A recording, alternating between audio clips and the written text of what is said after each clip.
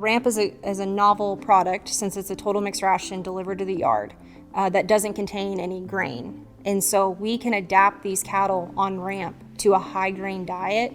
not using grain, and not have bouts of acidosis or bouts of cyclical feed intake. And it's because our product contains a very soluble fiber that acts like a grain, but the byproduct of that fermentation is a safer energy source for the animal that isn't going to drop the pH during the day and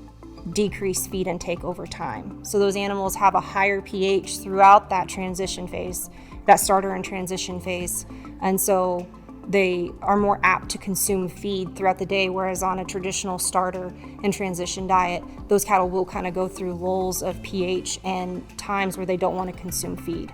And so over the whole feeding period, dry matter intake or ration intake is increased compared to a traditional starter diet.